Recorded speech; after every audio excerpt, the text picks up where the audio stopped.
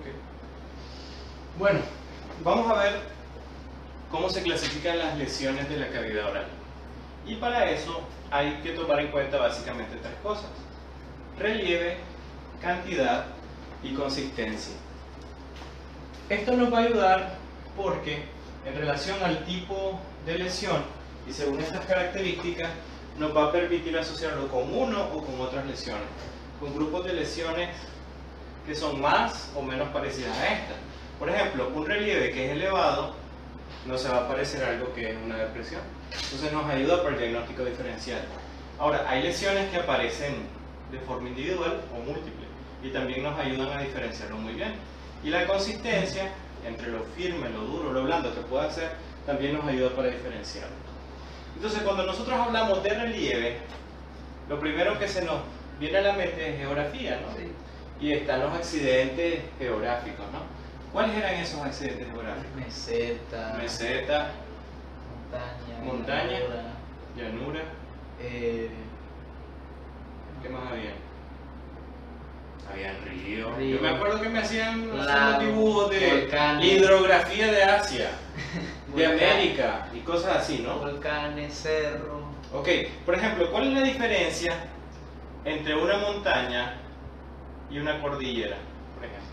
Una montaña está sola, una cordillera son Con múltiples elevaciones, ¿no? Entonces, eso también sucede en patología y también aparece en boca. Cambios significativos que nos hacen pensar en un tipo u otro de lesión. Entonces, vamos a partir primero del relieve y vamos a tener subdivisiones para el relieve. Entonces, si vamos a ponerlo de esta manera, una superficie plana, y lo vamos a ver aquí, si esto fuera el tejido, y aquí también, en plano y desde arriba. Entonces, en esos dos sentidos vamos a tratar de observar los cambios en las lesiones, en plano y visto desde arriba. Entonces, el primero que vamos a ver es algo que esté por debajo de la superficie. Algo que esté por debajo que se va a ver solamente un cambio de color. Un tono, puede ser muy intenso, puede ser muy opaco. Y si yo lo veo desde arriba, voy a notar esto. Si es un pigmento que genera un cambio de color significativo y está en la superficie de la mucosa, yo lo voy a poder ver. Y eso se llama una lesión tipo, dependiendo del color, plana. Un nombre atribuible también para las lesiones planas es mácula. Cuando nosotros vemos algo plano, que es como una mancha, eso se llama una lesión plana o se llama una mácula. Y es bien importante esta parte de los colores, porque los colores dos cosas nos están indicando: la profundidad y el contenido. Profundidad y contenido de la lesión ahí presente. Por ejemplo, si tengo algo que es rosadito, yo puedo pensar que lo que hay dentro de ahí es vascularizado. Así que si yo lo voy a cortar, yo sé que va a sangrar mucho. Pero si yo lo noto amarillento, puede ser algo de pus, ¿no? Entonces voy a tener ese tipo de exudado. Ahora, si lo encuentro de otro color, en gris o otra cosa, puedo pensar en metales pesados que hay ahí disueltos en la mucosa. ¿Ya? Entonces, ¿qué lesiones son planas? ¿Cuáles son los ejemplos de lesiones que solo ven un cambio de color, pero el relieve no cambia? Bueno, si se fijan en esta lesión de acá del paladar, aquí tenemos el paladar duro. No sé si ustedes logran apreciar, aquí están las arrugas palatinas, Sí. El rafe palatino medio, este es el paladar duro. Aquí esta parte de canino a canino se llama premaxila. El rafe palatino medio no tenemos una protuberancia tipo torus. Okay.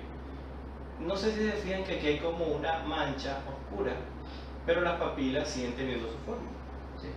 Entonces ese es el claro ejemplo de una mácula.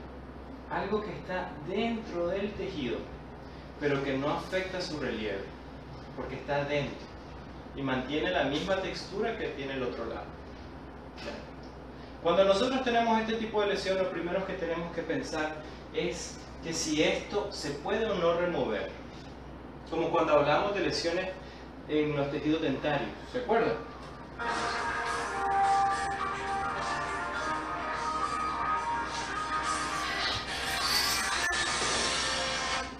¿Aló, señor?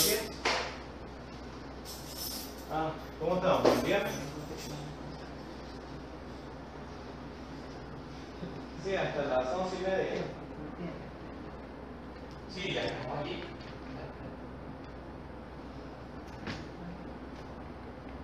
Sí, si quiere, ya aquí le paso para que lean la dirección. A los segundos. Sí, la dirección. Ok, entonces esto es una mácula melanótica. O sea, significa que lo que hay dentro de esto son melanocitos condensados. Mácula melanótica. Ese es un ejemplo, pero vamos a ver varios ejemplos de lesiones pigmentadas. Ahora, como les dije, cuando hablamos de lesiones planas hablamos de manchas o máculas.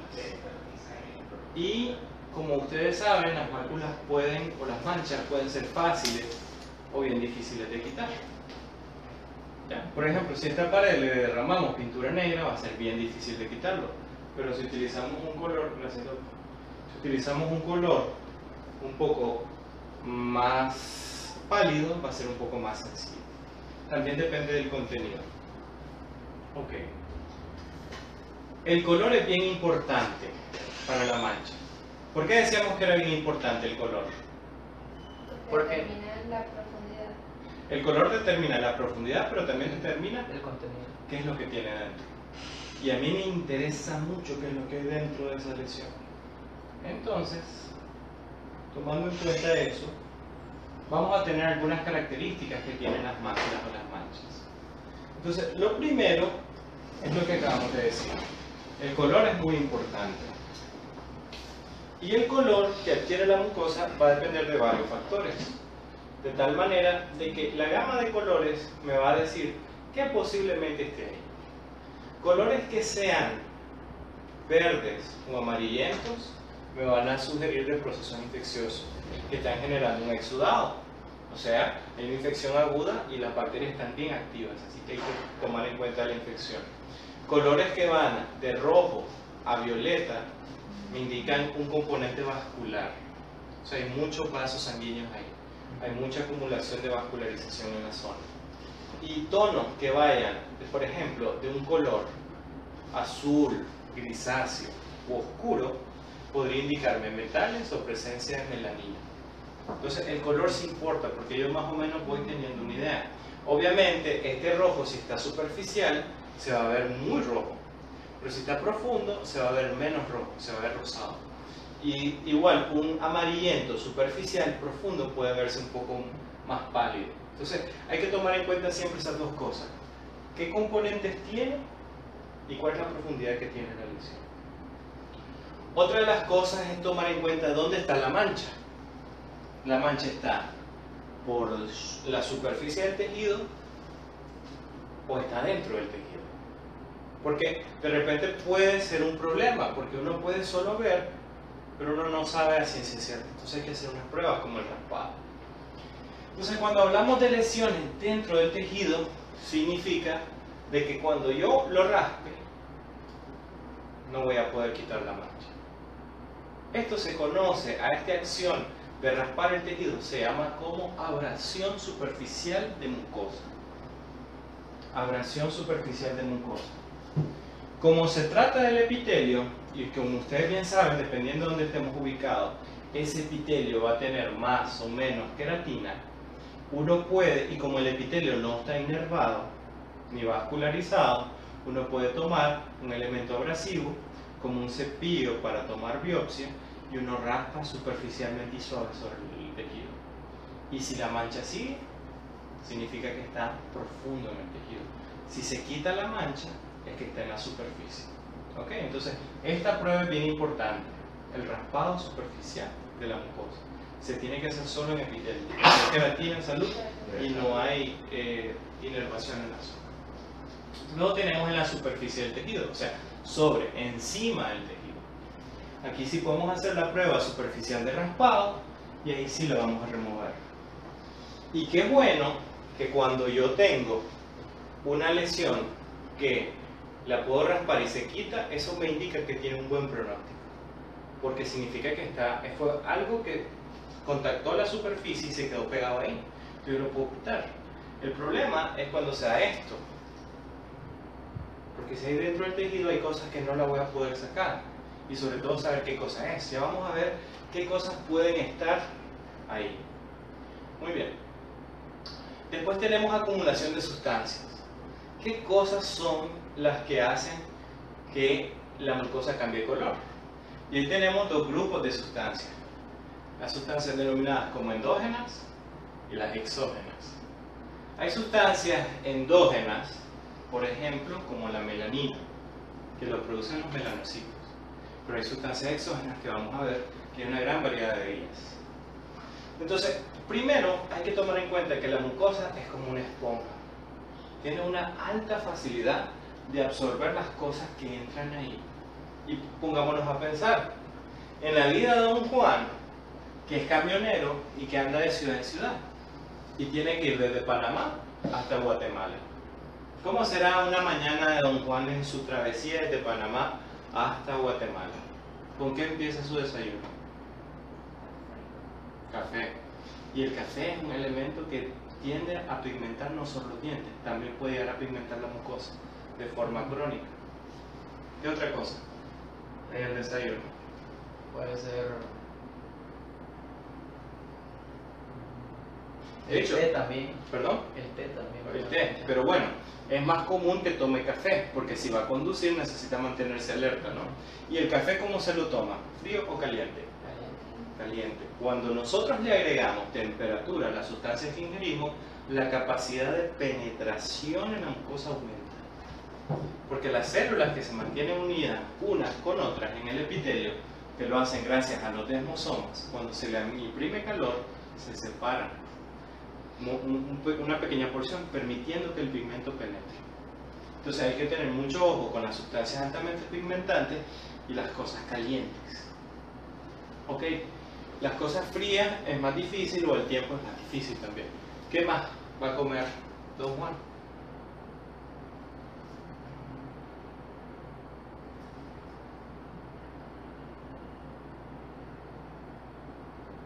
¿Qué más va a comer don Juan? Su cafecito, nada más. No le va a dar Huevo. huevo. ¿Y el huevo lo fríen en qué? Aceite. En aceite. Los lípidos son fácilmente acumulables en la mucosa. Obviamente una vez no, pero si es algo frecuente, la grasa se puede acumular dentro de la mucosa. ¿Qué otra cosa va a comer don Juan?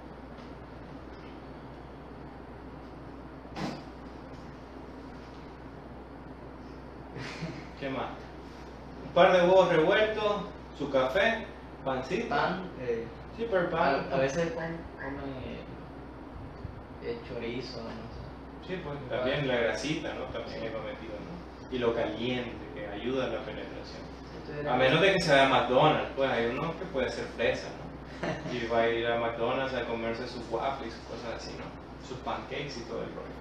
Entonces hay que tener cuidado con, por ejemplo, los alimentos. Los alimentos parecieran que no son un elemento importante, pero vaya que lo sí. Entonces hay sustancias exógenas, por ejemplo, el bismuto.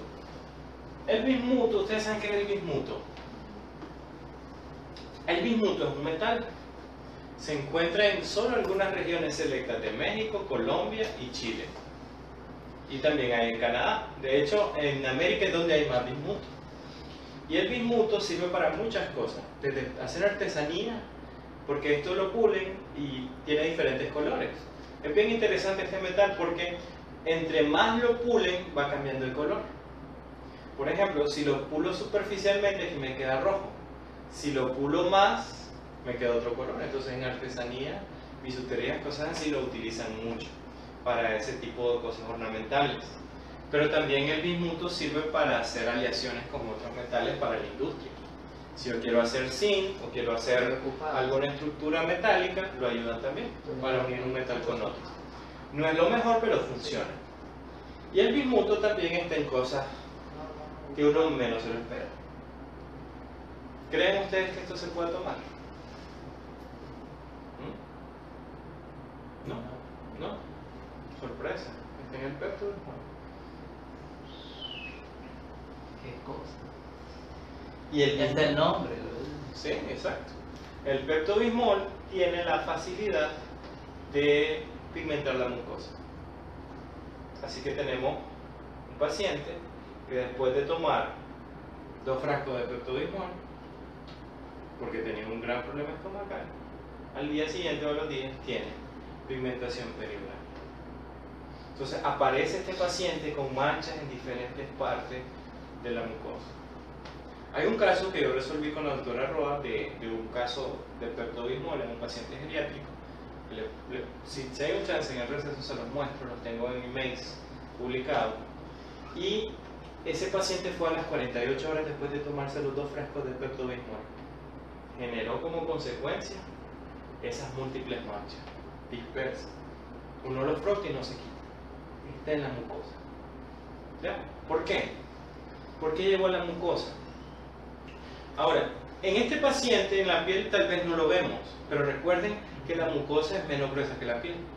Significa que ese bismuto ha llegado a todas partes del cuerpo y se ha acumulado en ciertos sitios. Se ve en la boca porque el metal se ha acumulado ahí. ¿Y cómo se elimina? Con el tiempo. Las manchas van a ir desapareciendo poco a poco. Hay algunas manchas que no van a desaparecer. Esto se parece mucho. Hay lesiones que tienen esto, que se parecen mucho, como el melanoma y también la enfermedad de Fuchs-Jaeger. Esas son enfermedades que producen esto. O pues las intoxicaciones por bismuto. Entonces, recapitulando, cuando un paciente consume mucho de esto, eso se llega a la circulación sanguínea y se deposita en todas las partes del cuerpo. ¿Por qué se nota más en la boca? Porque es más delgado. También el bismuto se puede notar a nivel perianal, pues, pero el paciente no va a andar viéndose ahí, no a menos que haga un proctólogo. Entonces, pero si se cepilla los dientes y como aparecen los labios, porque es una mucosa de transición, entonces se va a notar más. Y aún más se va a notar en la mucosa libre. ¿Ya? Entonces, piso de la boca, en los carrillos y un poco menos en el paladar porque es más grueso. Pero ahí se va a notar esa pigmentación acumulada. Entonces, ¿esto sería una pigmentación endógena o exógena? Endógena. O sea, cuando me refiero a endógena y exógena me refiero a sustancias que son propias del cuerpo o ajenas al cuerpo. Exógena. Es exógena porque fue a través del consumo del Pepto-Bismol, en este caso.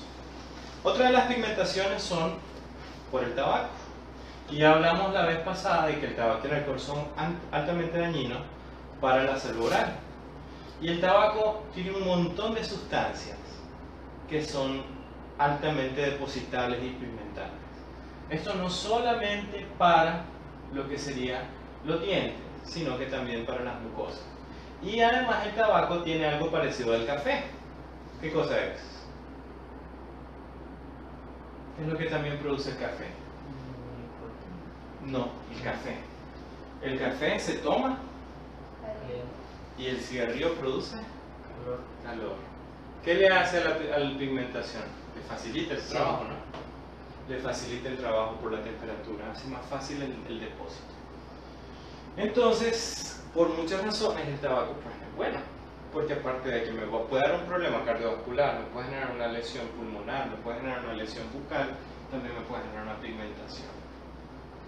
Y aquí tenemos un paciente fumador crónico. Cuando un paciente fuma crónicamente, hay 2 posibilidades en ese paciente. Las 2 posibilidades es que la mucosa se torne blanquecina o que se torne marrón. ¿De qué depende? Del primer grupo de células que atiende la situación. Cuando se vuelve blanco, lo que está haciendo el epitelio es creando más queratina. Entre más queratina produzca, se ve más blanco. Por eso que el paladar duro se ve más pálido que el paladar blando. ¿Por qué? Por el grosor de queratina. Aquí tenemos, en este caso, no hay más queratina, pero hay melanocitos. Los melanocitos lo que sirven es como una barrera protectora, un filtro para ese tabaco. Entonces, recuerden, para el paciente que fuma, 2 son las posibles cambios en la mucosa. O blanco, que se incremente la cantidad de queratina, o que se vuelva marrón, porque se proliferan los melanocitos. Entonces, tenemos esas 2 opciones para el tabaco. Entonces, si se fijan, estos dientecitos también están ahí comenzando a pigmentarse, ¿no? Por en este caso el cigarro. Ok, y hay también pigmentos exógenos, como los cuerpos extraños. Maureen, vamos a ver. Cara, ¿de qué le ve a eso? Si usted lo ve en la calle y saca su celular y le toma video o fotos, ¿por qué? ¿Por qué? ¿Qué es eso? Fíjense que en México uno decía, me encontré uno de estos, no quiero decir el nombre para que usted me lo diga, y la gente, oh, sí, yo mire, todo el mundo tiene una historia de eso, todo el mundo. Yo miré uno hasta que platico con él, hasta que le invitó una tecate, todo hay, de todo hay. ¿Cómo define usted esto, Maureen?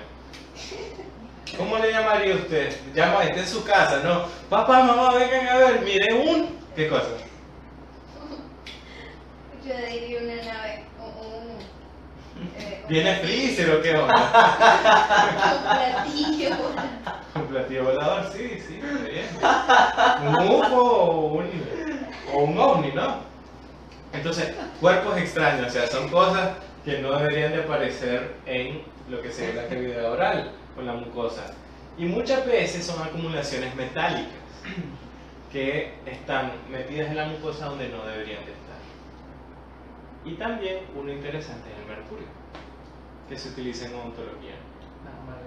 Las amalgamas, por ejemplo. ¿Cómo se hacían las amalgamas antes? ¿Cómo vienen ahora? Capsulita, ¿no? Sí. Donde hay una pequeña dosis de mercurio y su aleación, hecha a la medida. Uno lo mezcla, no hay excedente significativo de mercurio. Pero 20 años atrás, el odontólogo tenía que comprar su frasquito de mercurio y tenía que también comprarse su aleación. Él lo dosificaba, mezclaba uno con el otro hasta tener algo pastoso y luego lo escurría y sacaba el exceso. Entonces esas amalgamas tenían más mercurio del que realmente necesitaba, y cuando si es una restauración que tiene contacto con la mucosa, pues va a terminar pigmentando, y eso se llama tatuaje por amalgama, pero el nombre correcto es argiriosis. Cuando hay una mancha por depósito de mercurio, eso se llama argiriosis. La argiriosis fue reportada inicialmente en la época dorada, valga la redundancia, cuando se extraía oro en el sur de Estados Unidos. Entonces, las primeras manifestaciones de argiriosis eran las manos de los mineros, que como el oro estaba bien superficial, no había que hacer minas en los ríos, entonces lo sacaban bastante fácil.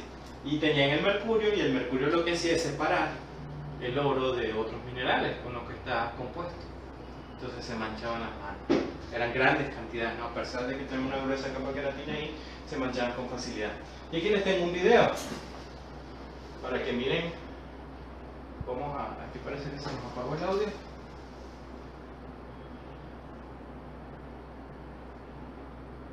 A ver si lo recuperamos.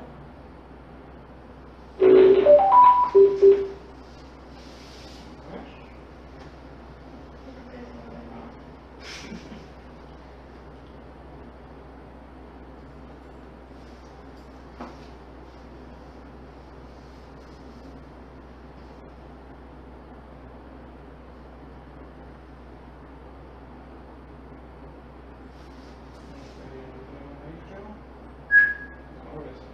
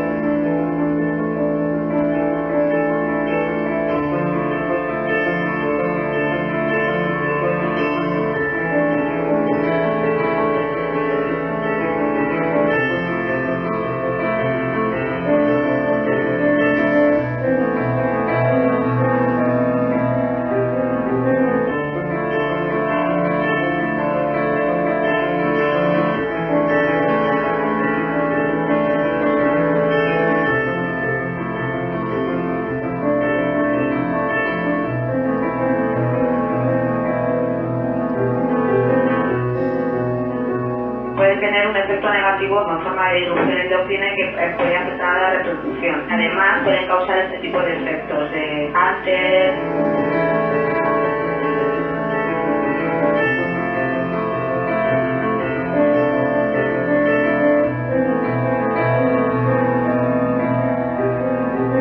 Los parabenos, que ya están prohibidos en algunos países, porque se ha visto una relación entre la proliferación de las células de cáncer de mama con la presencia de parabenos, por ejemplo en el caso de los desodorantes.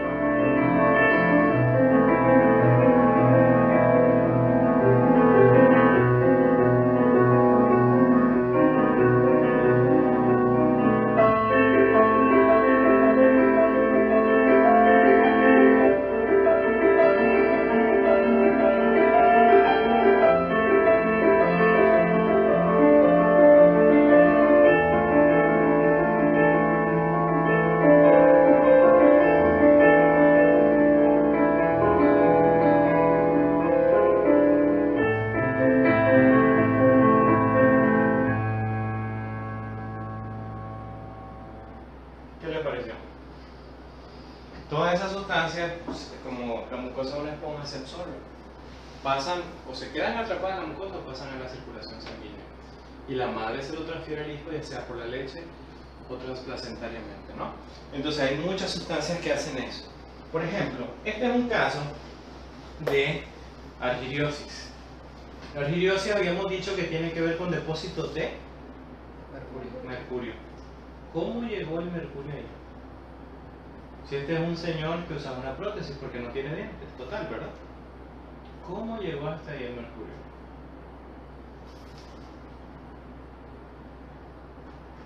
¿Cómo pasó? Era muy poco soportada la prótesis. Era, sí, no habían dientes.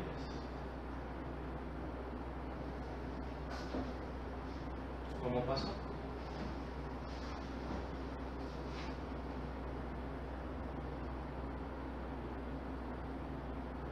Y no trabajaba en una mina o algo así para que me digan, es que era minero, ni camionero era, pues, bien eso. Algunas prótesis totales vienen reforzadas con metales. Es innecesario porque el acrílico hoy en día tiene una polimerización del más del 70% que ayuda a la rigidez y la estabilidad. Pero algunos pacientes piden prótesis que lleven una rejilla metálica por si se les cae, no se rompe, o sea, más difícil que se rompa. Entonces, uno de los flancos de la prótesis tenía el metal que conectaba esa parte. Si tenemos un señor usando eso durante 5 años, 10 años, 15 años, lógicamente se va a acumular en el sitio donde más íntimamente tenga contacto. Y como esta es una mucosa, recuerden que esta mucosa es aún más delgada, ¿sí? Porque es de revestimiento, entonces es mucho más fácil que se depositen los minerales en la zona. Entonces aquí tenemos un caso de argiriosis por prótesis total soportada con metal. Y aquí tenemos otro caso. Aquí tenemos el caso de una argiriosis, pero que está asociada a una restauración lingual que tenía un exceso de mercurio. Entonces se acumula en la zona. Aquí lo van a ver en el siguiente caso, lo van a ver mejor. Esto es el carrillo y esta es una amalgama. Una gran restauración de amalgama. Incluso pareciera una reposición cuspidea. Y eso, al estar esta mucosa en contacto con él, constantemente lo deposita en la mucosa como la del carrillo, ¿no? Y miren cómo estaba la vascularización ahí. Significa que ese metal no solamente se va a quedar aquí, sino que va a pasar a la circulación. ¿Ok? Ahora, siempre en los pigmentos exógenos vamos a tener, ya lo hablamos un poco, ¿no? Los alimentos. Y en los alimentos algunas sustancias tienen más facilidad para hacerlo. Por ejemplo, lo tenemos como el café, que se toma Don Juan, ¿verdad? Tempranito, calientito. Sin falta. El vino, el chocolate y, ¿por qué no?, las paletas y golosinas que usan los niños. Hay casos en algunas regiones de Asia donde esto se vuelve aún más peligroso. Y estos alimentos suelen tener más facilidad, los que son fríos, tienen más fácil de pigmentar unas áreas de la cavidad oral. ¿Cuál sería una parte de la cavidad oral que sería muy fácil de depositar estos pigmentos? ¿Alguna parte de la cavidad oral que sería muy fácil hacer ese depósito de pigmento? Los carrillos, los pisos de la boca. Pero son, o sea, no tienen algo físicamente retentivo. Entonces, si ustedes se fijan, son lisos. Carrillos lisos, en general, ¿no? El piso de la boca es liso. Pero estamos sacando los dientes de la ecuación. Ah, La lengua, pero ¿en cuál de sus caras? En la cara dorsal. Exactamente. La cara dorsal de la lengua, al tener las papilas, eso mecánicamente arrastra lo que serían, por ejemplo, una paleta es el mejor ejemplo de eso. sí. Entonces quedan La depositados. lengua con Diferente el color de la paleta. Exactamente. Entonces, por esa parte, pero se fijan en los carrillos poco, ¿no? Sí. Poco, pero la lengua queda más tiempo pigmentada, precisamente por el hecho de que mecánicamente tiene esa capacidad de arrastre, ¿no? Y no solamente queda sobre las papilas, sino que penetra. Ustedes saben que por debajo de las papilas hay también epitelio, entonces ahí quedan penetrados. Esa es la ventaja que tienen las sustancias que son frías. Las calientes, aparte de poder retenerse ahí, van a tener el elemento de temperatura que les facilita el proceso. Fijémonos en este ejemplo. La jornada laboral de TUM comienza cada día a las 3 en punto de la mañana. Durante horas satisface el insaciable apetito de sus compatriotas por el betel. Esta estimulante combinación de tabaco, nueces y especia es muy popular en Birmania. Vendiéndola gana cerca de $40 diarios, una cifra más alta que el salario medio nacional.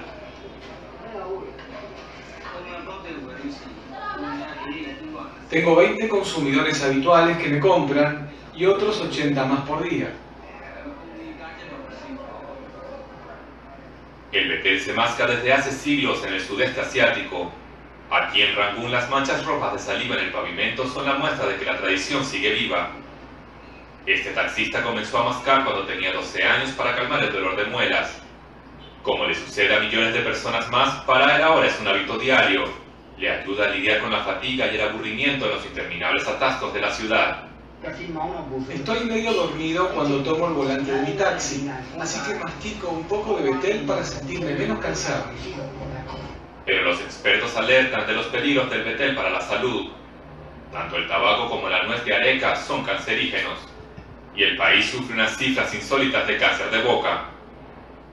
Al doctor Tansei, especialista en salud pública, le gustaría que se hicieran advertencias como en los cigarrillos.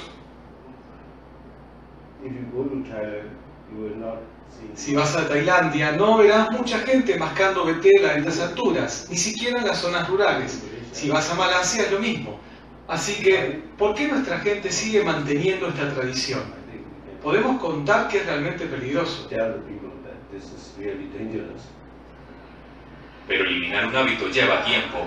La popularidad del betel ha aumentado en Birmania en los últimos años, aunque para muchos ya no es un asunto de risa. Entonces, como pueden darse cuenta, los hábitos hacen de que sea más fácil o más difícil que las cosas se pigmenten, la superficie se pigmente, haciéndolo más fácil o más difícil. Hay algunas sustancias que venden con productos que hacen esto. Y miren, la cara dorsal de la lengua, ¿por qué? Es mucho más fácil.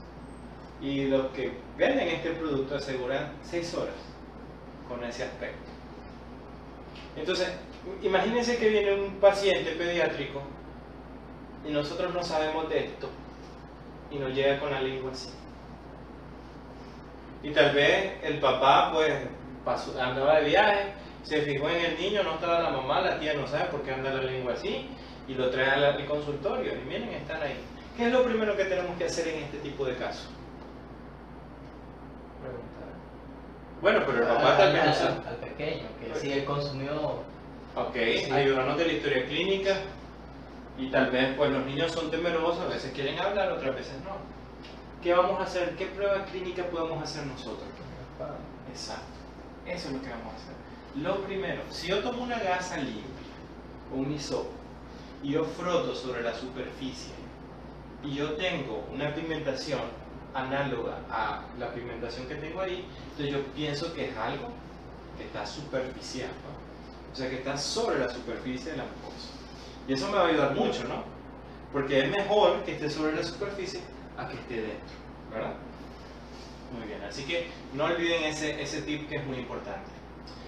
Siempre con los pigmentos exógenos hay también fármacos. Ya vimos uno hoy. ¿Cuál era? El peptodismol. Por el bismuto, el metal se acumula en la mucosa. En todas partes del cuerpo da ese aspecto melanótico. Pero hay otros fármacos, como la aminociclina, que sirve para tratamiento de acné, prurito cutáneo y genera pigmentaciones similares a la que produce también el peptodismol. ¿Cuál es la diferencia con la aminociclina? Es una única lesión en alguna parte de la cavidad oral. ¿Cómo era la de peptodismol? Era Vaya. múltiples. Entonces esta tenemos una sola y de gran tamaño. ¿Ya? Entonces si nosotros raspamos esto, ¿qué va a pasar? No sé qué. No se va a quitar, porque está dentro de la mucosa. Pero ya es un dato importante. Y después tenemos una cosa que es bien interesante, que es la proliferación de células. Cuando nosotros tenemos una población de células que se está multiplicando, está bien activa, o algo que de repente comienza a cambiar de color, como por ejemplo cuando el paciente fumaba, eso es una alerta sumamente importante, porque ya lo dijimos la vez anterior, 37 trillones de células en nuestro cuerpo, es imposible que una de estas nos cometa un error. Así que cuando tenemos un cambio por proliferación celular, hay que tener mucho ojo. Hay que darle mucho seguimiento a eso porque se puede convertir en algo potencialmente maligno. Entonces tenemos, por ejemplo, el caso de esos melanocitos que están ahí acumulados, pero que hay un estímulo que hace que se proliferen. Entonces, ¿qué es lo que voy a notar yo? Yo voy a ver un cambio de color, porque antes había pocos melanocitos o una mancha que antes no se veía, va a llegar el punto donde se va a notar más, porque cada vez hay más células. Y estas células son un problema por una buena razón. Hay una población de células limitada originalmente, pero si comienzan a proliferar, ¿a quién le van a quitar los nutrientes? A las otras células del epitelio. Entonces, si estas comienzan a ganar terreno, pueden proliferar haciendo una lesión cada vez más grande o incluso penetrando al tejido conectivo subyacente. Y si el comportamiento de esta célula es maligno, pues podemos estar a las puertas de un carcinoma o de un melanoma maligno. Y entonces este es el caso de una melanosis. Pero la melanosis fisiológica, que es una pigmentación normal en el aspecto marrón, en un paciente de tez clara no es algo muy usual. O sea, si yo tengo eso en un paciente de tez oscura, pues no me preocuparía tanto, porque lo pensaría como parte de su misma tendencia, ¿no? Al tener el color de la piel más oscura, tiene más pigmento y se nota más en su encía. Pero cuando tengo un paciente de tez blanca o tez clara, hay unas preguntas que debo hacer que son bien importantes para descartar de que esto sea o la proliferación celular, porque esta es la primera vez que viene a la cita, ¿no? Yo no sé si eso estaba igual, así o antes, y yo le pregunto, ¿y usted ya se había notado esto? ¿Qué cosa? Entonces, ahí no tengo muchas opciones. Entonces, ¿qué hago ahí? ¿Qué pregunta sería muy importante en este paciente? Si es fumador, porque vamos a determinar si es una respuesta de melanocitos dado la acumulación de esa sustancia. Bueno, ya está. ¿Cómo estamos? Aquí no hay problema.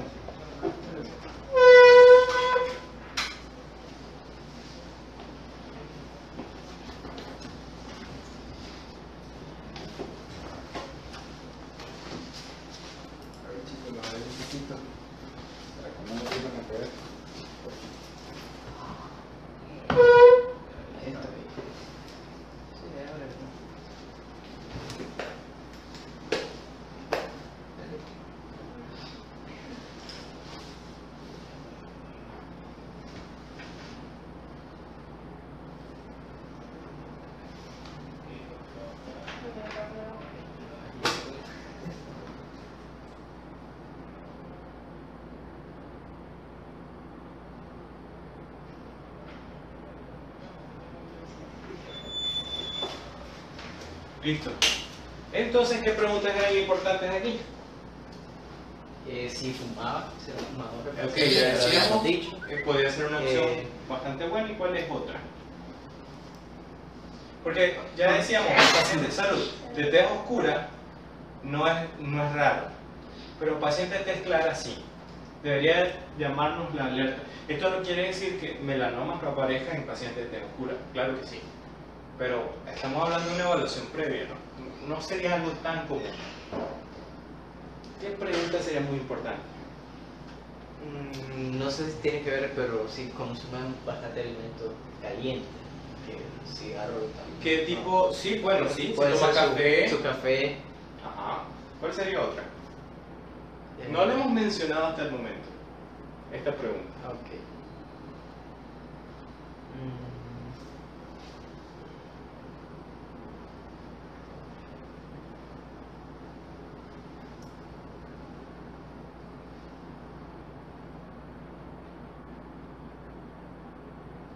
Algo genético. Tibio. No como el café de Don Juan. No como que está bien caliente. Que si heredado, su mamá padece o algo de esto. Tibio, tibio. Por ahí va. No vamos a preguntar eso exactamente. ¿Tiene algún familiar con no, toda su familia o su mamá tiene la cosa vencida? Ah, no me he fijado, doctor. Yo no me ando fijando en esas cosas. Que puede ser heredado, pero por, digamos, como vimos en el video, que por los hábitos se transmitió por de madre a hijo. También Sí. puede ser que Yo puedo tener. ¿Se han fijado ustedes alguna familia donde la mamá es clara, el papá es claro, pero el niño sale oscuro? O uno es oscuro y el otro es claro, le sale el hijo oscurito, ¿no? Entonces, eso hay que preguntar. O sea, por decir así, si no quieren llegar a la pregunta que puede generar algún tipo de incomodidad, una foto familiar les ayuda. Muéstrame una foto familiar. Y después le pregunta, ¿este es su papá, este es su mamá, este quién es? Así no le pregunta, ¿no? ¿Quién es más claro, su papá o su mamá? Ayuda, ¿no? Pero si el paciente, creen ustedes que se va a incomodar, pues hagan lo otro. ¿Ya? Entonces, porque si la mamá de este señor era de tez oscura, sería normal. Cuando este paciente me dice que no fuma, que no toma café caliente mucho y que no ha tomado Pepto-Bismol, por ejemplo, o algún tipo, no tiene ninguna restauración, entonces eso nos ayudaría mucho, ¿no? Donde sí se nos disparan las alertas es cuando no hay nadie de ese color o no hay una pigmentación que sea de carácter hereditario, como nos dijo muy bien Rafael. Ahora, otro de los elementos para clasificar, cuando dijimos, para clasificar las lesiones de cavidad oral necesitábamos utilizar básicamente 3 criterios. ¿Cuáles eran los 3 criterios? O sea, que si era causado por algún trauma. Sí, pero estábamos hablando al inicio. Cuando les puse esta misma diapositiva, yo le dije que Ah. había 3 cosas. El relieve, Que ya lo hablamos. sí, Ya, la cantidad Y la cantidad y el color. consistencia. Consistencia. La consistencia. Entonces ahora vamos a hablar Yo me de... estaba acordando de lo de las lesiones, que teníamos que preocuparnos si no dolía Ujú. y era, o que si no dolía y no había tenido trauma o... Los antecedentes Sí. probables, no una infección. Ok, la primera que vimos según el relieve fue lo plano, ¿no? ¿Verdad? Ahora vamos a ver otra que tiene que ver con el relieve. Entonces tenemos ahí la superficie y miren, tenemos una elevación. Anteriormente no teníamos nada, ¿verdad?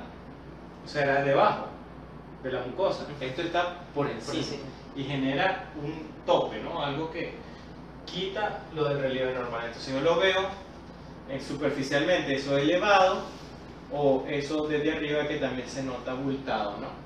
Y eso se llama exofítico. Cuando algo sobresale de la mucosa, eso tiene el nombre de exofítico. Y hay varias proyecciones exofíticas. O sea, que algo exofítico puede ser de varias formas. Por ejemplo, tenemos a este paciente, ¿creen que sea una mancha? No, ¿verdad? Porque eso ya abarca espacio, toma espacio. O sea, ahí se perdió la textura. Normalmente que tenía, ya, ¿ven el rafe palatino medio? No. Se ve esto que pareciera que fuera, pero no estoy seguro, ¿no? Si aquí viene el rafe palatino medio, miren que esta línea no coincide. Se perdió eso. Si fuera una mancha, lo mantendría, ¿no? Ok. Entonces esto yo lo palpo, y si esto es duro, yo puedo pensar, esto puede ser un torus palatino, por ejemplo. Pero me falta saber las consistencias, que es otro de los criterios. Entonces, El torus es digamos, esa como sobresaliente o elevaciones. sí, es pero así. Es así. Están compuestos de que De hueso. Hueso. El hueso, su consistencia es pétrea, como duro como una piedra, porque es hueso. Entonces el hueso como se... Hay Sí, una, hay como una una proliferación, un excedente de hueso en la línea media. Y eso no se quita o no. Eso tendría, por ejemplo, el caso anterior, si este paciente pierde sus dientes, se le tiene que hacer una prótesis. Sí, hay que extirparlo. Ahora, si este paciente por sus hábitos de alimentación se traumatiza mucho la zona también, entonces depende de cada caso. Si el paciente no sufre de trauma y trata de preservar sus dientes, el torus puede quedar ahí. El problema es de que estos crezcan de forma abrupta. O sea, hace un año lo tenía chiquito, ahora lo tengo más grande. Cada tiempo, cada momento que pasa se hace más grande, entonces ya pierde la sospecha de torus. Porque son lesiones más estables, más estáticas. Y una lesión donde el hueso comienza a crecer y crecer, pues eso ya indica algo, una proliferación de células. Y ahí es donde debemos de tener cuidado, como cuando en la melanosis. Ahora, cuando nosotros tenemos algo que yo lo mido y mide aproximadamente 1 milímetro de altura, o sea, algo que es elevado pero un poco, ¿no? O sea, no es una mancha, porque se siente, yo uso mi sonda y yo lo paso por ahí y yo siento que pega, ¿no? Si fuera una mancha pasaría sin ningún problema. Entonces eso se conoce como una placa. Cuando es algo elevado, ligeramente, ¿no? Alrededor de 1 milímetro de elevación, eso se considera como una placa, como 1 milímetro de elevación. Muchas veces las placas se confunden mucho con las manchas. Así que la prueba de la sonda ayuda mucho para poder saber si hay una mancha, su sonda no se va a topar con nada. Pero si es una placa, la sonda le va a ofrecer un poquito de resistencia a la sonda. ¿Ok? Entonces, ese es un elemento destacable. Si ustedes se fijan en esta imagen,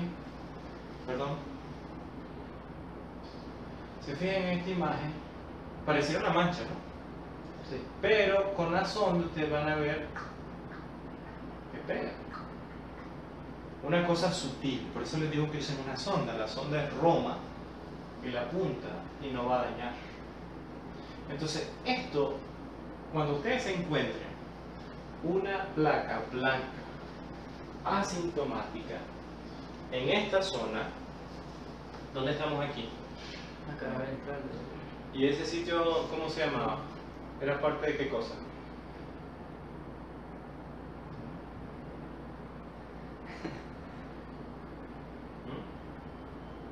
Bueno, ahí está más o menos. Cuando unimos 3 puntos, ¿qué figura formamos?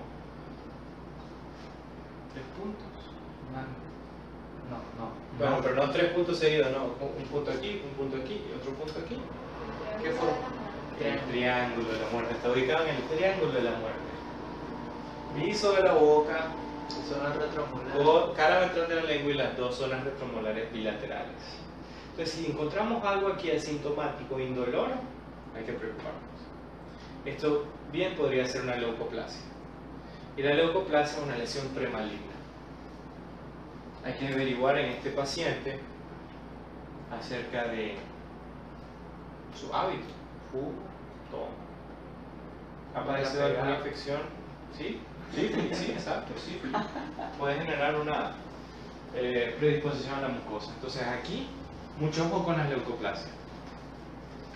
Luego tenemos otro tipo de lesión exofítica que, ¿cómo es la diferencia de la anterior? Hay más elevaciones. Hay más Es elevaciones. un conjunto de elevaciones. Ajá, y son irregulares, ¿no? Eso tiene un nombre. Y es verrucoso. Eso también es exofítico. Pero como es irregular, se le conoce como verrugoso, verrucosa. Verrugo. Entonces, le voy a mostrar un caso de una lesión en el paladar. Me van a decir si se parece o no al torus. Y la lesión es esta. Sí, se parece por la consistencia. Sí.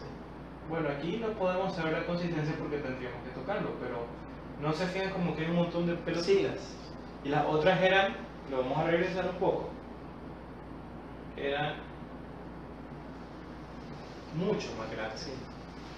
Puede ser uno solo, puede ser una sola cosa así. Y eso es exofítico, pero aquí ya tiene un aspecto bastante irregular, lo que le da el término verrugoso. Hay ocasiones donde es una sola elevación, como una sola papilita, y eso tiene otro nombre, miren. Ahí tenemos el relieve y tenemos una sola elevación, y eso tiene el nombre de pólipo o pólipos. Si son varios, pues, o si es solo uno. Varios me refiero a más de 2, pero no más de 10. En la verruga son un montón, ¿no? Muchos.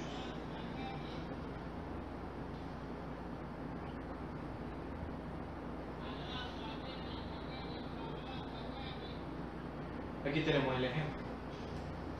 Y esto es una sola elevación. Y esto es compatible con el granuloma piógeno. El granuloma piógeno aparece en la premaxila principalmente en mujeres embarazadas. O sea, que durante el embarazo, segundo o tercer trimestre, aparece esa elevación entre el canino y los anteriores. Mucho más común en ese tipo de mujeres por el desequilibrio hormonal que produce el estado del embarazo, ¿no? Esto ya lo quiero ver, ya lo habíamos visto. Y hay otro que cuando ya el relieve es bastante grande, más de 3 milímetros, eso ya puede atribuírsele un nombre que es masa. Masa, ¿por qué? Porque no es el término más aceptado, pero para decirle a un paciente lo que tenés ahí es un tumor, yo no estoy seguro que sea un tumor. Si yo lo veo, yo puedo pensar que sea, pero yo no le voy a decir a mi paciente, usted tiene un tumor, en este momento.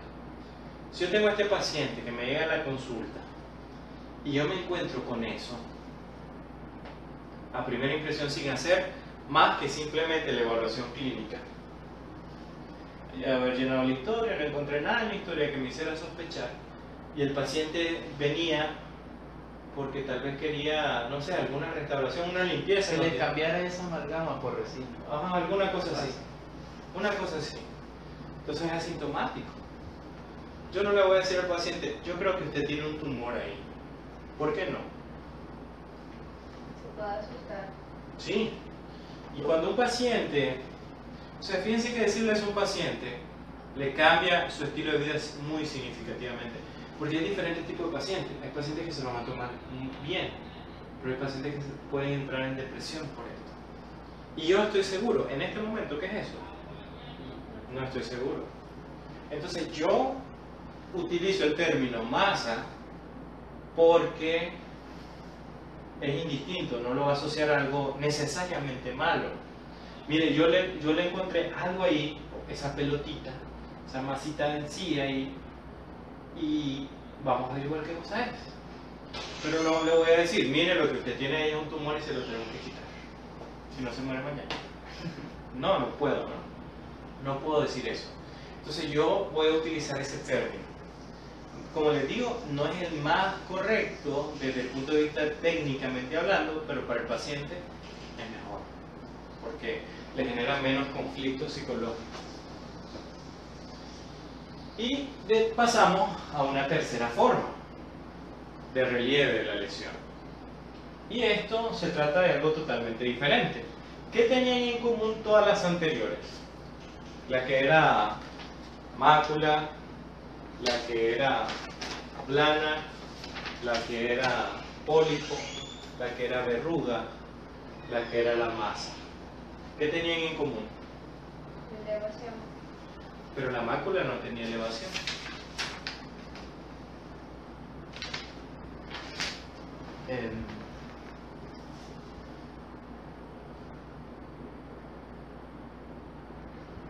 Que eran proliferaciones. No necesariamente, no necesariamente.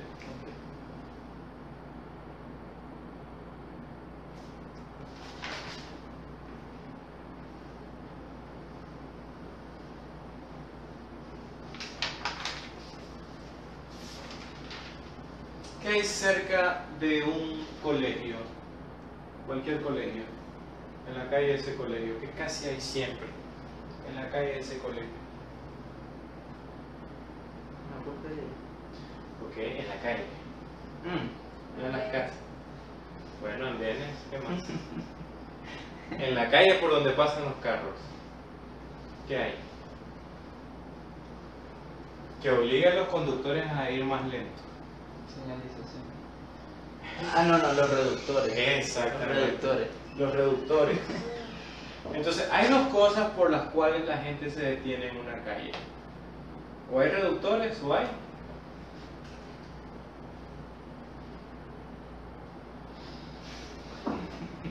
Supónganse que esa calle no le han dado mantenimiento. Ah, ¿Qué hay? hay Exacto. Un conductor se va a detener por cualquier calle si él sabe que hay huecos o hay reductores. ¿Qué tenía en común la mácula, todas las exofíticas? Que la integridad del epitelio no se perdía. O sea, era o el epitelio estaba completo o había exceso.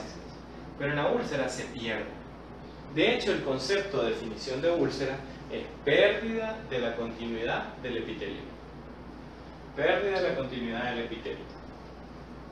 Entonces, yo tengo una mácula que no me hace perder nada, ¿verdad? Y me duele. Si no perdí nada, no me duele. Difícilmente me dolería.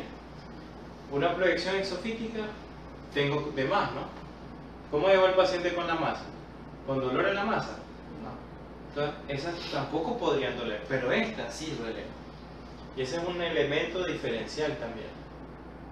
Estas lesiones duelen en el 95% de los casos. Hay unas úlceras que no duelen y hay unas úlceras de origen infeccioso que están dentro de esa categoría y son las úlceras primarias por sífilis. El conocido chancro sifilítico no duele, pero ahí todas las lesiones agudas ulcerativas duelen. Las lesiones ulcerativas crónicas ya no van a doler o lo van a hacer muy poco.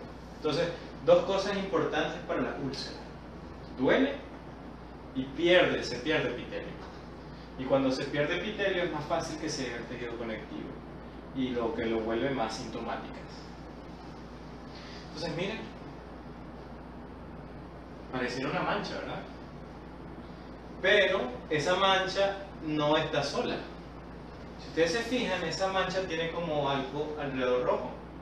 Y eso es algo que tiene la úlcera, que se conoce como halo, con H. No el huevo.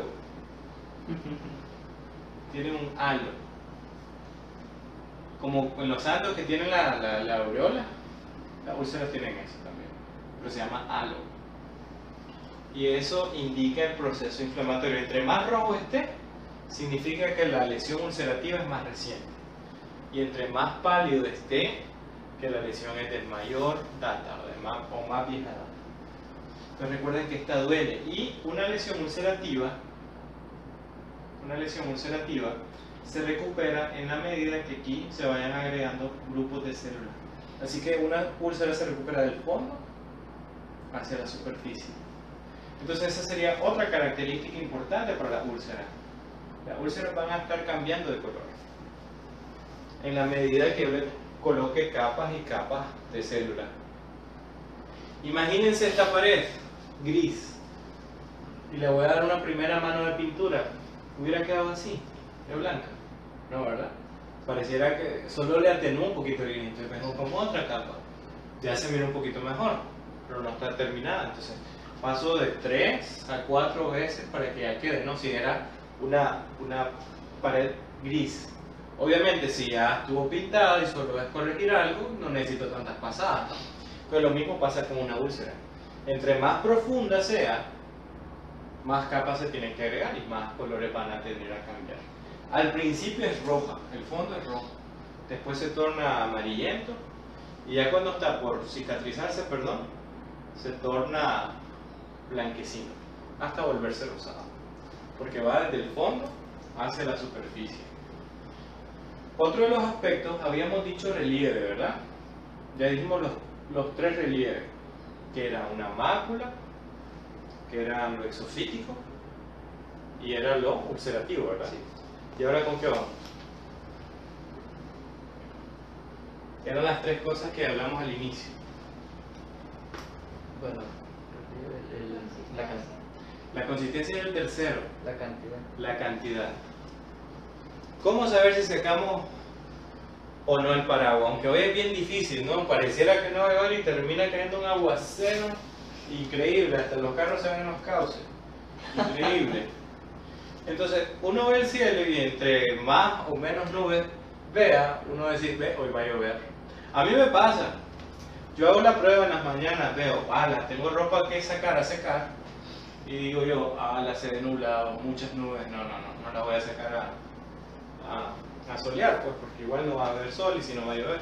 Varias veces me ha pasado que cuando voy a la universidad, estoy ahí, miro que se pone oscuro, y de repente, tengo la ropa allá afuera, y comienza a llover, voy a tener que volver a lavar cuando llegue a la casa. Por eso, precisamente, por la lluvia, ¿no? Y uno lo define un poquito por la cantidad de nubes. Entonces la cantidad sí importa, ¿no? En verano es bien difícil ver nubes, ¿no? Pero en invierno hay un montón de nubes uno ahí. Ok, entonces, según la cantidad de las lesiones no hay mucho que decir aquí, porque son básicamente 2 categorías. ¿Y cuáles son esas 2 categorías? ¿Cómo pueden ser? No, según la cantidad puede ser Solo 2 opciones hay. o mucha o una. Exacto. Únicas o múltiples. Entonces, una lesión única está solita, ¿no? Sí. Y, por ejemplo, puede ser una sola úlcera.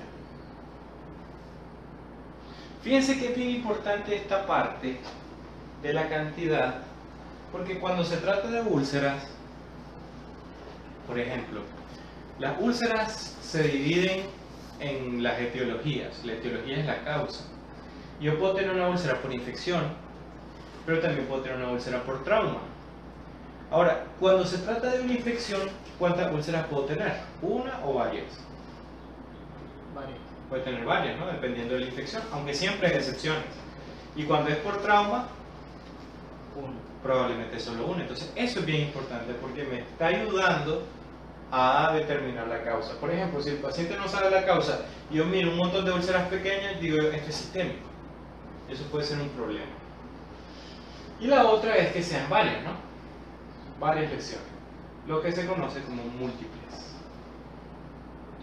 Y ahí pues puedo pensarte que puede estar asociado a un síndrome, algo sindrómico, o tiene que ver con algo sistémico.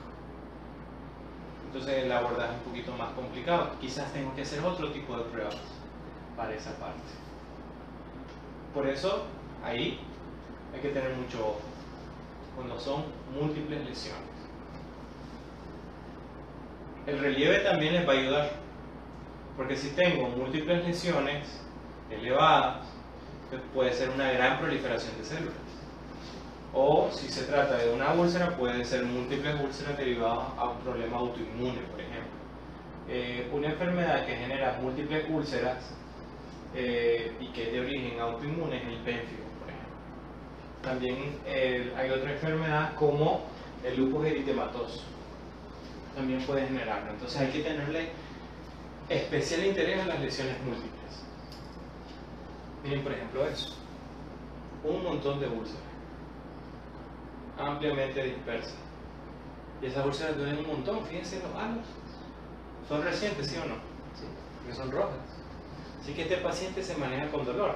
Y fíjense que para el paciente también es incómodo porque si yo tengo una úlcera aquí de este lado o en el carrillo, ¿qué voy a hacer a la hora de comer?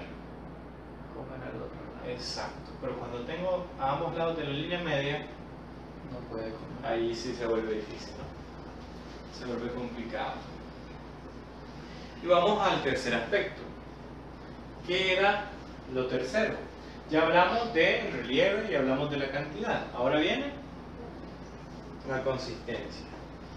Usted va, Maureen, a comprarse un batido. ¿Cómo se llama este lugarcito? La siembra de cosecha. Siembra y cosecha. Y usted le hace su batido. Dígame una razón por la cual, según la consistencia, lo vaya a devolver. No me va a decir que le salió una mosca, no me va a decir de que no le gustó cómo lo atendió el muchacho, que no le dieron el vuelto que usted esperaba porque decía algo en el papel, etcétera. Es por la consistencia. ¿Por qué usted se lo devolvería al tipo? Porque ¿Por está Lo ha hecho. muy líquido. Ya lo ha hecho. No, lo he hecho porque... No, en Una serio, vez. está muy fluido. Yo fui a comprar una vez ahí y sentí lo mismo. No, porque yo lo quería con naranja y me lo dieron con leche. Sí, pero es de la consistencia, eso no... No, Eso es de la composición. Eso sería como una pigmentación endógena ya. ¿Por qué lo devolvería? porque está muy líquido. ¿Y cómo lo esperaría usted?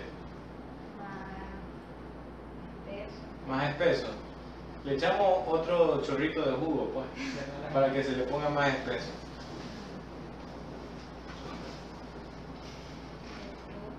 Hágamelo de vuelta, ¿no?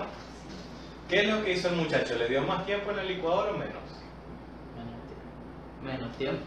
Si le Y dio tal menos- vez le agregó más fruta. Bueno, analicemos cómo hacen ese batido. Yo soy muy tequioso con eso, me fijo lo que hace la gente cuando va a prepararlo. Agarra pues todos los sabores, ¿verdad? Y lo pone en la licuadora, en el recipiente, las jarra en la licuadora. ¿Y qué le agrega aparte de los sabores? La base. La leche. La leche, puede ser que eso lo quiere con leche, Pero lo quería con naranja. Ajá, le agrega la naranja. ¿Y qué más le agregan a esa jarra de la licuadora? A veces hielo. Hielo, ¿no? Hielo. Usualmente, o sea, el 90% de las cosas que venden lo usan el hielo. Y eso queda más pastoso o más fluido en relación a qué tanto tiempo le dé el licuado, ¿sí o no? Si le doy 5 minutos, trituro más el hielo y se vuelve más fluido. Si le doy menos, queda un poquito más espeso, no más duro, ¿ya? Entonces por eso puse el ejemplo de la licuadora, porque eso va a determinar qué tan consistente es. O sea, hay gente, usted, ¿qué puede meter en esa licuadora y lo vuelve una pasta? Algo pastoso. Pollo. O mete la piernita de pollo y hasta el huesito ahí mezclando. No, puede ¿La ser, pechuga? Sí. ¿Y para qué hace eso? ¿Para qué Para mete la que pechuga en la quede- licuadora? Ok, ahí sí me gana. Ah. Ahí sí me gana. Eso Los le daban frijoles. a mi hermanita. Ok, entonces mete la pechuga sin hueso, Ujú. estaba firme y así es un puré, ¿no? Ok. ¿Qué más pueden meter ahí? Frijoles. Frijoles, para hacer frijoles molidos. Oh, aquí sería licuado, ¿no? ¿Qué otra cosa? Fruta, piensen en fruta. Banana. Sí, banano, sandía, papaya, melón, ¿verdad? Lo vuelvo algo que es firme, porque no es duro, como la piedra, es relativamente blando, y me lo vuelve líquido o pastoso. Entonces, estas son las consistencias que normalmente existen en los objetos físicos. Duro, rígido, blando o friable, resistente, plástico, pegajoso, viscoso, pegajoso. No podemos aplicar eso a todas las lesiones que aparecen en la vida oral. Así que de todas estas clasificaciones vamos a elegir 3. Vamos a elegir 3. Y esos son pétreo, el primero. Lo más duro que podemos encontrar en boca es lo pétreo. Lo otro es lo blando o suave.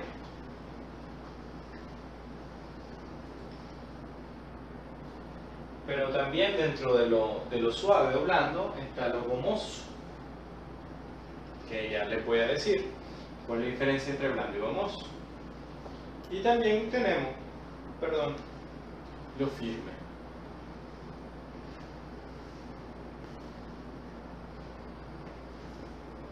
Por ejemplo, présteme su lapicero. Este lapicero es más duro que una piedra. No. Pero este lapicero es firme, ¿no? Pero si yo le aplico fuerza lo puedo romper. Entonces esa es la diferencia entre firme y pétreo. No voy a romper una piedra así con las manos, pero este lapicero sí, a pesar de que sea firme. ¿Ya? Entonces vamos a ver ahora unos ejemplos para cada una de esas lesiones o de esos tipos de consistencias. Entonces la número 1, que es la pétrea. Y en lo pétreo es tan duro como una piedra, ¿no?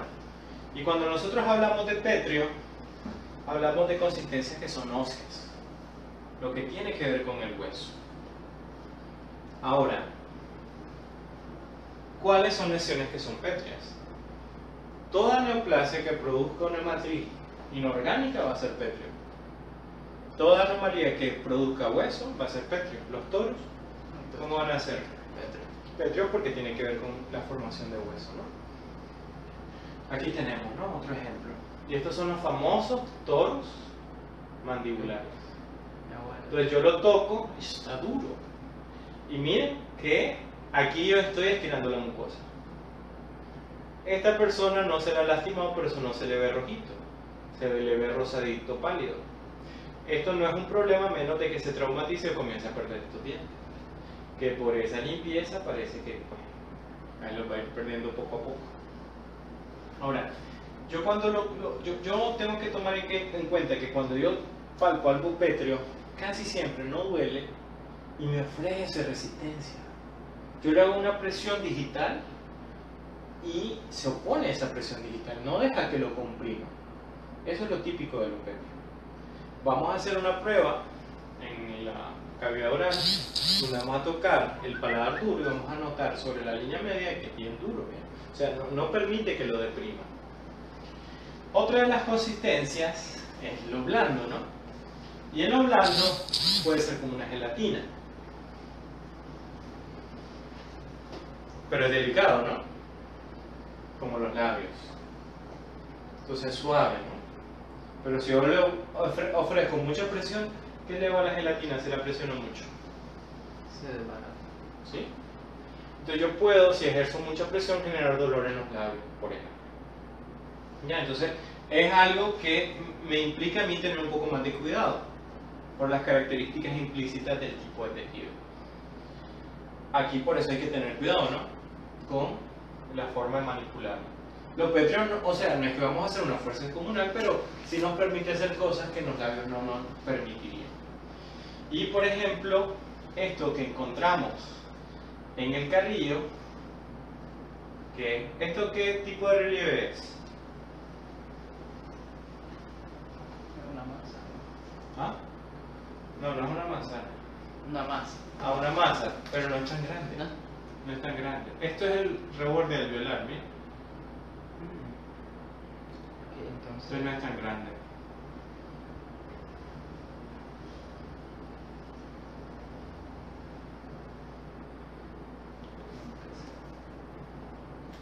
¿Me lo compran como verruga? Como placa. Placa. Es más alto. Recuerden, 1 milímetro más o menos. Esto es más alto. Esto puede ser un pólipo. Recuerden, una sola elevación, como el granuloma piógeno que les mostré al inicio. Ok, esto se trata de un lipoma, o sea, una proliferación de adipocitos ubicados en una zona. Normalmente son benignos. Miren, está vascularizado. Así que ya sabemos que cuando corte esto, voy a tener un sangrado que tengo que controlar. Entonces tenemos el otro, que era el gomoso, ¿no? Dentro de lo blando y lo suave tenemos el gomoso. Y el gomoso, a diferencia de lo blando y a diferencia de la gelatina, va a ser como un balón.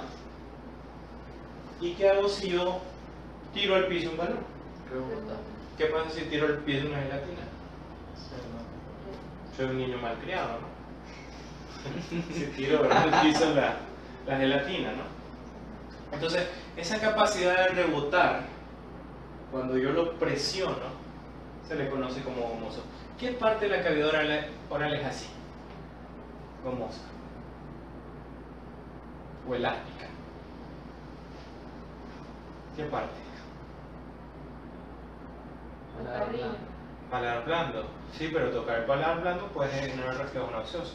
No recomiendo que lo palpen al punto de generar ese tipo de presión. Es muy sutil, muy sutil. Una parte que va a rebotar con facilidad. Lo que arriba puede ser Eso de la boca. piso de la boca. De hecho, en eso estaba pensando, en piso de la boca. Presiono, ahí nomásito regresa a su forma habitual. Ahora, en el piso hay lesiones que son gomosas. Y esto se trata de, ¿cómo sería? ¿Cómo me lo define? Según el relieve. Una masa.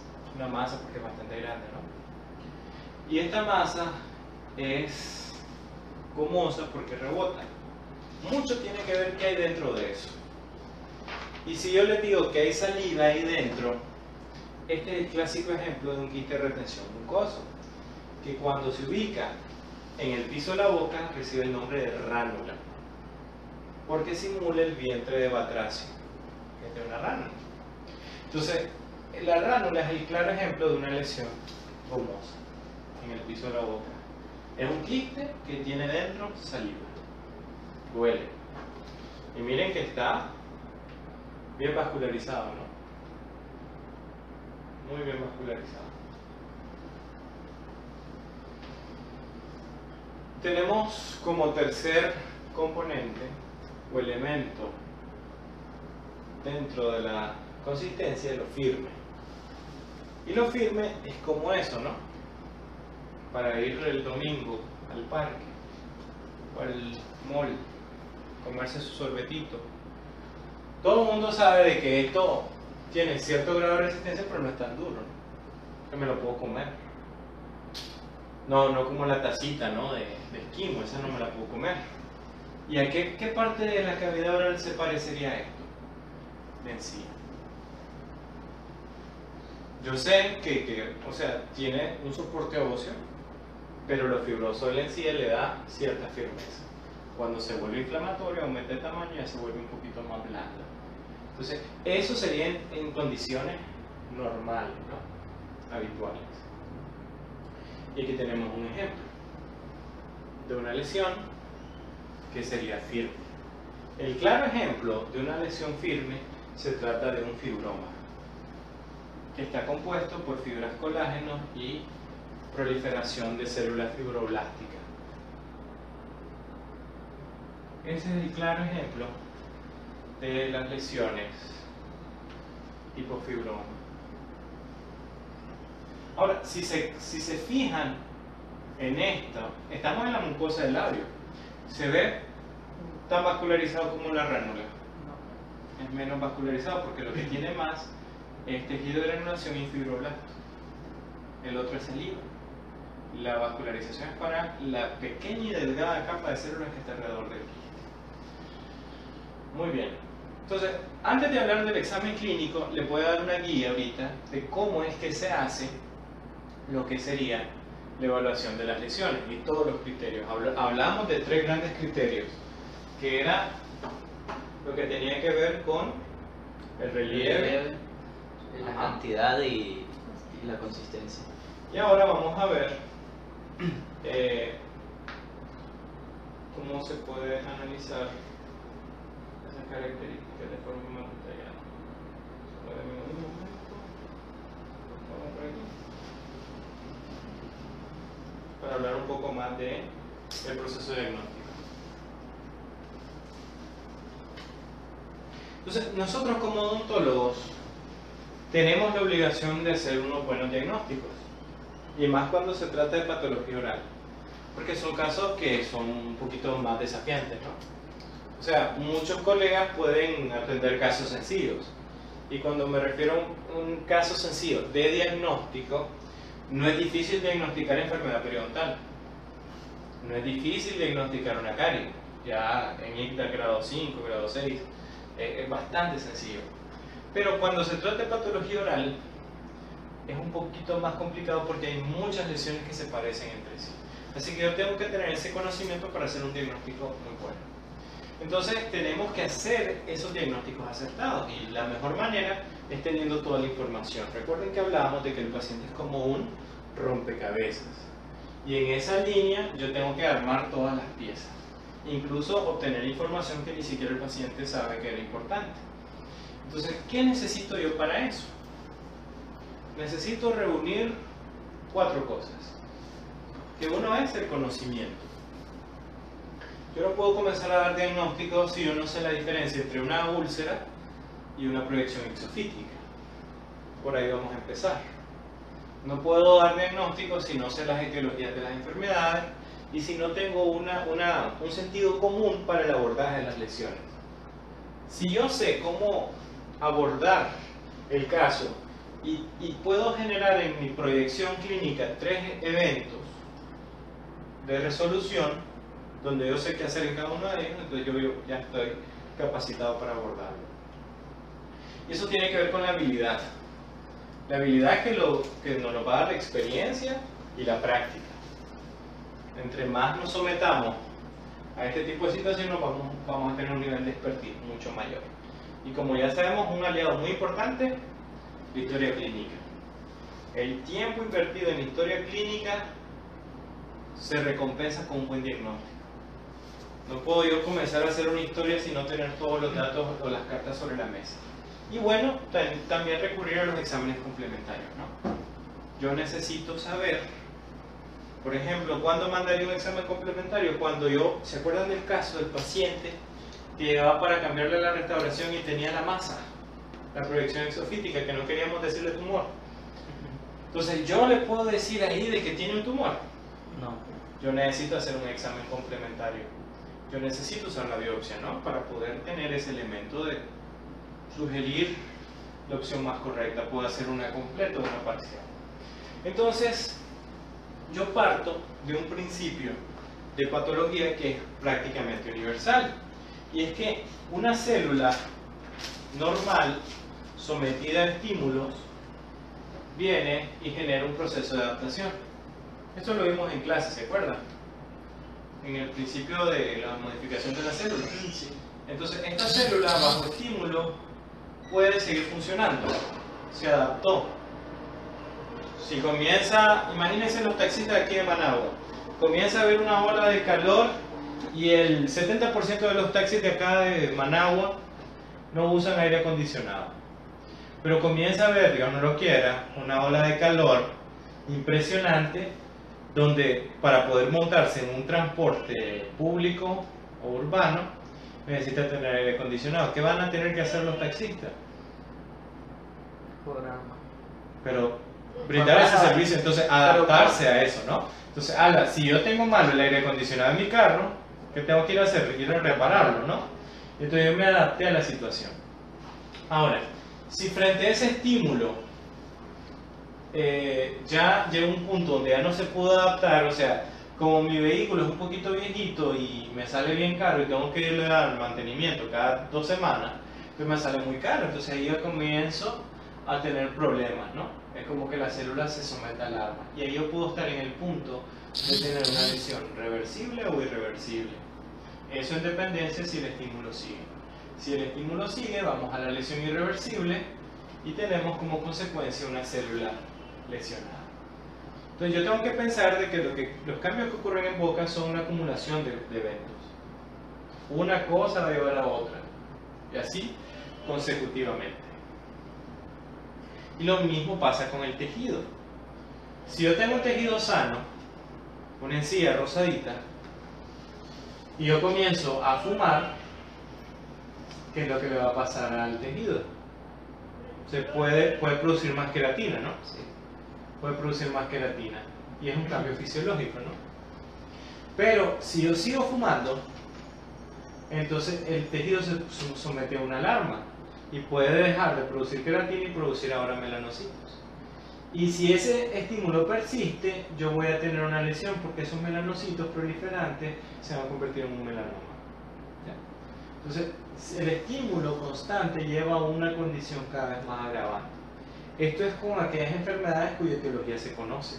Hay otras enfermedades que su etiología no se conoce y evolucionan frenéticamente a un estado mucho más complicado. Ahí es donde el diagnóstico se vuelve más oportuno. Entonces, un elemento fundamental para poder hacer una buena evaluación clínica y obviamente tener un buen diagnóstico es hacer una diferencia entre qué es lo normal y qué es lo anormal. Por ejemplo, ¿qué sería algo normal en su casa hoy, Rafael, cuando llegue? A las 2 de la tarde, suponiendo. ¿Qué sería algo normal en su casa? Con la gente que vive ahí, ¿no? ¿Qué sería algo normal? Bueno, que estén viendo novelas. Que estén viendo novelas. El sábado. Ajá, y ahí tal vez ven el resumen. Ah. O ven películas. Ok. ¿Qué sería algo normal? Que no esté. Que no haya nadie en la casa. Ya, entonces, hacer la diferencia. ¿Y en su caso, Maureen? En mi casa. En mi casa. Sí, en su casa. Ah, En mi casa, en mi casa. sería que mi hermanita esté con la tablet. Ajá. Que mi abuela esté Estudiando. estudiando, ¿no? Eso sería, libre. eso sería normal, ¿no? Sí. Y lo normal sería que estuviera jugando, ¿no? Jugando. Entonces ahí tenemos, ¿no? Entonces poder hacer esa diferencia es importante porque si yo no conozco mi casa, o sea, mi centro de trabajo, que la cavidad oral, por decir ahí, donde yo voy a realizar los procedimientos, yo no lo conozco, entonces yo cómo voy a poder resolver los problemas, porque ni siquiera me voy a dar cuenta que hay problemas si no los conozco, ¿no? Muy bien, entonces en cavidad oral ustedes perfectamente saben que hay una amplia variedad de tejidos, ¿no? Hay músculo, hay nervio, hay tejido adiposo, hay epitelio, hay vascularización, hay glándulas salivales, dispersas en diferentes sitios. Hay lugares donde hay más musculatura que por ejemplo otros. Hay lugares donde la consistencia es más blanda que por ejemplo otros. Entonces, poder reconocer esos cambios es altamente relevante, ¿no? Así como características diferenciales que hay en la cara ventral, por ejemplo, con la cara dorsal de la lengua, por las papilas. Entonces, eso es clave. Entonces, me tengo que ayudar de estos 4 elementos. Tanto para un médico como para un odontólogo, el conocer muy bien estos 4 elementos es crucial, los cuales se conocen como métodos auxiliares de diagnóstico, los cuales son la inspección, la palpación, la percusión y la auscultación. Esos son 4 elementos fundamentales.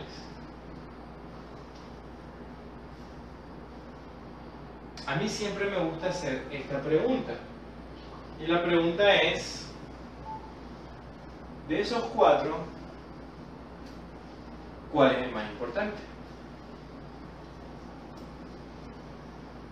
La palpación. ¿Por qué? Porque puedes sentir lo que, o sea, la consistencia. Pero es una cosa, ¿no? La consistencia es importante. Todo dato es relevante, pero la consistencia no lo es todo, ¿no? La inspección. La inspección, ¿por qué la inspección? Porque si no hay inspección, o sea, una cosa lleva a la otra. Si no me pongo a revisar, a inspeccionar qué está pasando, entonces no puedo llegar a lo que es palpación, digamos. Si no inspecciono digamos, la cara ventral de la lengua, por ejemplo, Ajá. no la inspecciono y hay algo anormal, no puedo llegar a palpar. Sí, pero Y el problema tampoco es de que si yo no veo algo, y porque yo no vea algo, no necesariamente significa que esté bien. Voy a ponerles el ejemplo, que no es el caso. Yo estoy viendo ese sofá, pero uno de esos sofás, uno de los asientos, está bofo, o sea que se va a hundir más que el otro. Suponiendo. Entonces yo lo veo, y yo lo veo sentado a ustedes, y como veo que es el mismo sofá, digo que está bien. Porque lo veo. Pero yo con eso me aseguro que está bien. No, entonces, o sea, la inspección me ayuda, pero no es determinante. Así que, o sea, inspección y palpación son importantes, al igual que percusión y ocultación. Y la pregunta busca, desafortunadamente, que elijan uno, pero la realidad es que todos son importantes. Ahora, si les preguntara cuál les da más información, definitivamente va a ser la palpación. Ya lo vamos a ver por qué. Información que podemos tener o que podemos generar gracias al uso de...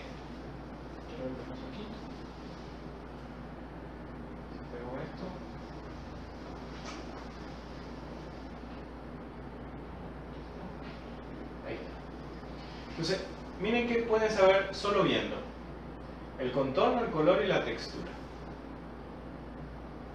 3 datos, ¿no? Poquita información. Yo no sé si eso duele o no duele. No sé si está caliente o no está caliente. No sé si hay algo ahí debajo o no. No sé si es duro, si es suave, cómo es. Pero miren la palpación. O sea, la palpación es definida como el tercer ojo. Lo vimos en la ocasión anterior, ¿se acuerdan? Sí. Es como nuestro tercer ojo palpar. Entonces nos damos cuenta de la temperatura, movilidad, consistencia, resistencia, fluctuaciones, los planos afectados, los límites que no se aprecian a simple inspección, el grosor, el tamaño, la sensibilidad, la distribución a planos más profundos. Así que la palpación es un complemento, al igual que el resto, todos entre sí. Todos nos ayudan. Claro está que a veces no se pueden aplicar los 4, porque no voy a ocultar un diente.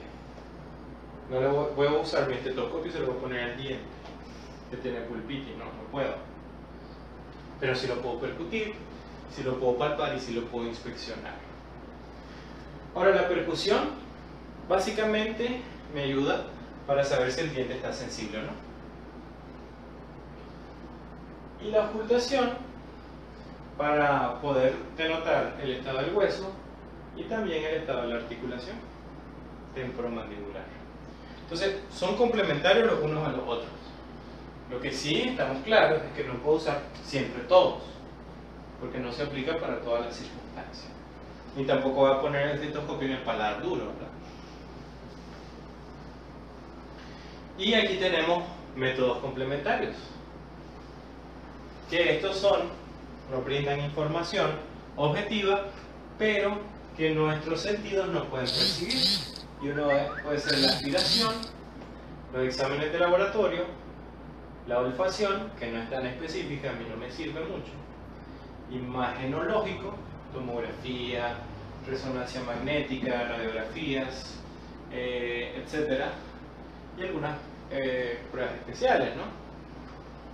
Que pueden ser encerados diagnósticos, montaje en articulador, incluso puede ser diseño digital de sonrisa, toma de fotografías, etc.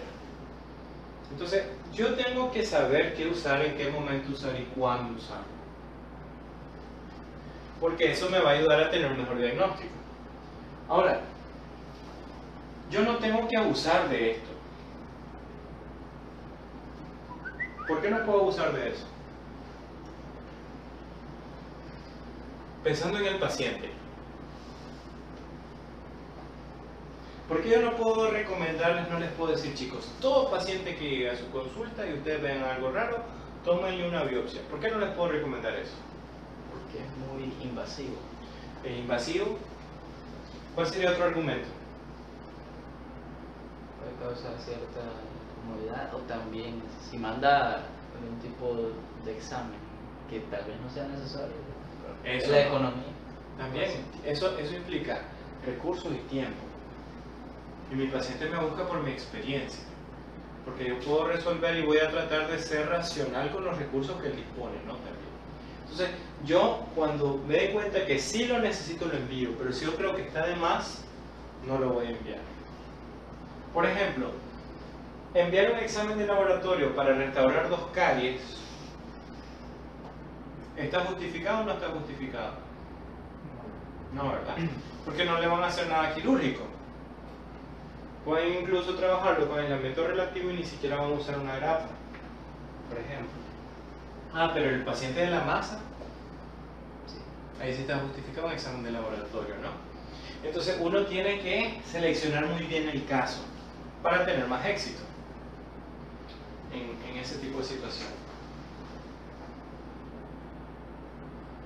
Ahora bien, la inspección a través de la vista nos permite obtener información. Y ya vimos que eran 3 datos, ¿no? Los datos del color, de la textura y ¿qué más? El contorno, ¿no? Yo puedo decir que el contorno de la pantalla es esto, ¿no? Yo no tuve que medirlo. Claro que si lo quiero medir, pues ya uso la palpación. Pero yo lo estoy viendo así. Yo por la inspección puedo saber de que esto es amarillo y esto es como rosadito, ¿no? Y esto es celeste, lo del color. Ahora, yo puedo saber la textura de esta pared sin tener que tocarla.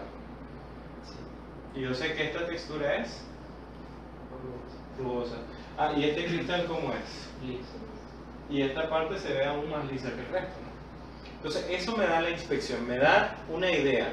Pero yo no tengo que sobreestimar la inspección. Porque no vi nada, no veo nada malo en el sofá está bien. No puedo hacer eso, ¿verdad? Porque hay muchas cosas que no voy a poder ver. Entonces, el contorno me va a hablar acerca de algunas variaciones que pueden tener los bordes.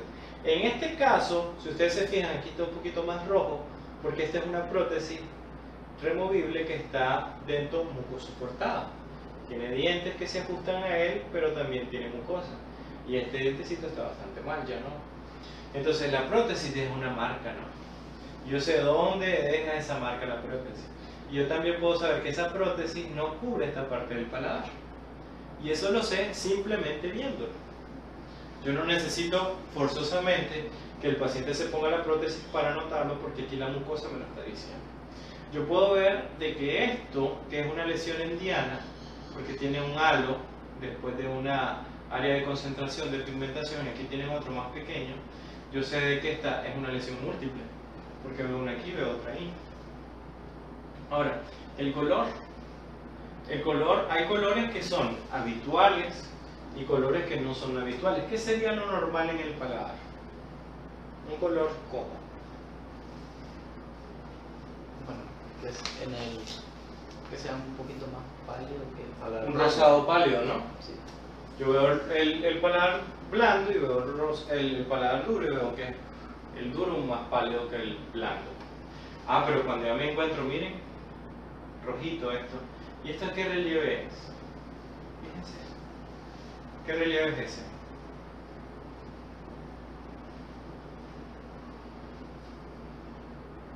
Como que son varios granulitos, ¿no? ¿A qué se parece?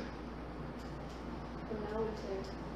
Pero la úlcera es depresión. Y esto es elevación, exofítico. ¿Cuál de los exofíticos? ¿Sí? Puede ser una lesión verrucoide. Entonces, yo solo con verlo me estoy dando cuenta que no tiene el color que debería y no tiene el aspecto de textura que debería tener. No puedo notar el rastro palatino medio. Y lógicamente, pues eso ya me está encendiendo las alertas. Ahora, lo rosado con diferentes tonalidades es lo habitual en la mucosa. Rosado pálido. Aunque hay alguna variación de intensidad. Por ejemplo, si el paciente usa prótesis se vuelve más intenso, ¿no? Y es un poquito más, puede ser incluso sensible. Y aquí podemos ver que aquí es un poquito más encendido. Aquí se nota mejor, ¿bien? ¿Por qué? Porque aquí hay más queratina, porque hay más células, porque es una mucosa masticatoria, y aquí hay menos células, hay menos queratina, porque es una mucosa de revestimiento. Y eso me lo está diciendo la inspección. Entonces yo estoy viendo el fondo de surco, y por lo que yo estoy viendo, incluso se nota la vascularización, ¿no? Que por la cantidad de queratina es menor en esta zona. ¿Esto de acá qué cosa es?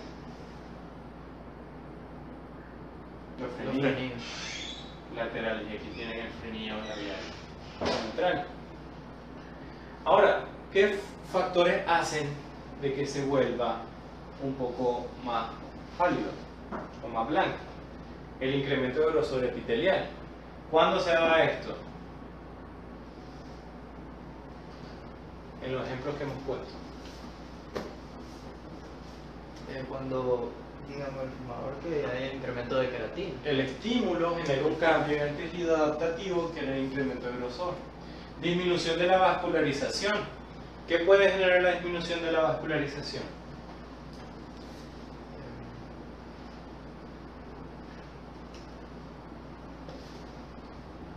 Si me siento con un pie doblado, ¿qué me pasa?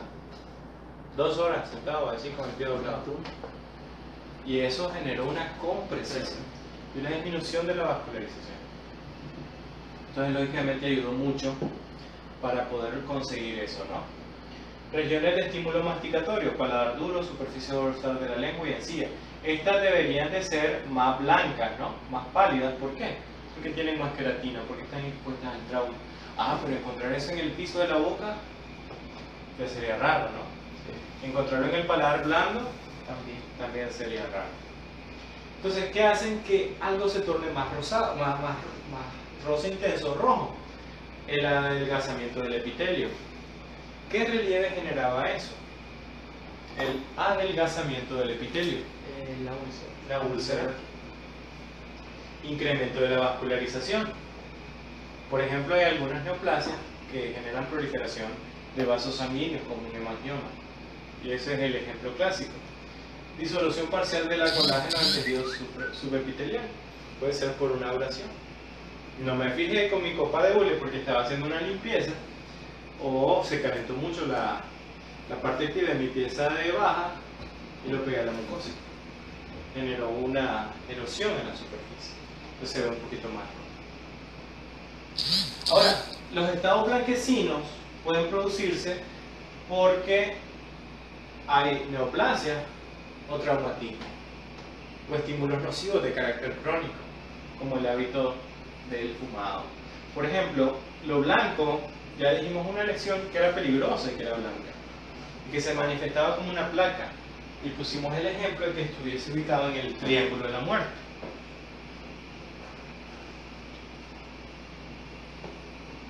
¿Cuál era? Una que era blanca, ubicada en el triángulo de la muerte, y que era placa. Una leucoplasia. Ahora, amarillentos pueden ser hallazgos habituales en niños, las manchas de Koplik, o podría ser la presencia de algún lipoma, o podría ser el área del paladar blando que, como tiene músculo, hay complejos adiposos que se acumulan. Así que no sería raro encontrar un color amarillento ahí, pero ya una elevación sí, ya sería un poco más incongruente con una manifestación habitual. Entonces no sería algo normal.